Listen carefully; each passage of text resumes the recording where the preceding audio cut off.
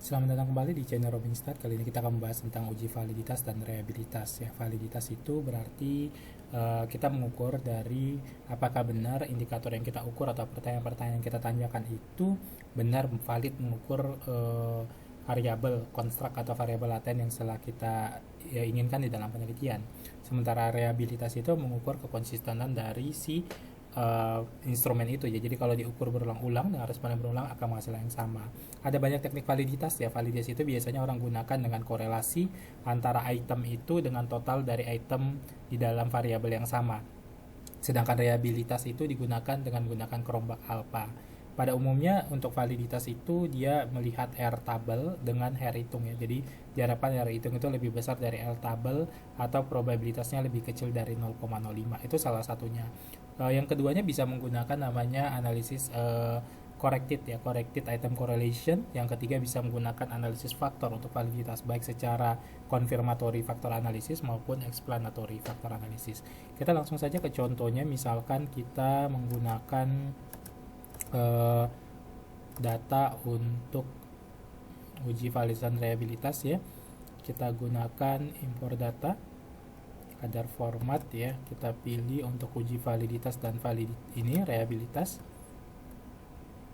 Oke, ini misalkan ada SDM ya, untuk mengukur sumber daya manusia, ada 5 item dengan ini totalnya ya. Jadi tinggal di sum. Oke, kita masukkan datanya. Nah, tinggal kita pilih saja nanti pilih correlation. Nah, kita pilih seperti correlation pada video-video sebelumnya seperti itu. Nah, kita pilih di sini variabelnya ini correlation ya. Jadi antara si satu itu misalkan si total dengan lainnya gitu ya, dari STM1 sampai STM5 ya. Ini kebalik ya. Coba kita lihat dulu, di sini dia STM total, di sini dia boleh lebih dari satu ya. Oke, kita lihat. Oke, nah seperti ini ya. Yang totalnya kita hapus. Oke, kita okekan saja. Nah, kita lihat hasilnya di sini. Jadi kita bisa melihat korelasi per masing-masing ya. Jadi korelasinya di sini banyak sekali ya outputnya ya, antara X dan Y. Oke, di sini korelasinya per masing-masing. Jadi ada beberapa alternatif ya. Di sini apakah dia signifikan atau tidak gitu ya. Tapi ini kita sederhanakan dulu reportnya biar tidak semuanya ya. Jadi kita pilih reportnya, yang kita pentingkan apa? Misalkan kolom summary-nya saja. Yang kita pentingkan misalkan Spearman-nya saja. Ini tidak perlu. Ini p-value-nya ya, ini tidak perlu, tapi p-value-nya saja yang kita pentingin. Oke. Nah, kalau kita pilih seperti ini, nah jadi terlihat nih korelasinya ya. Jadi korelasinya oke, kita ulang lagi. Tadi ada ininya salah, ininya bukan satu arah tapi dua arah ya. Oke. Side.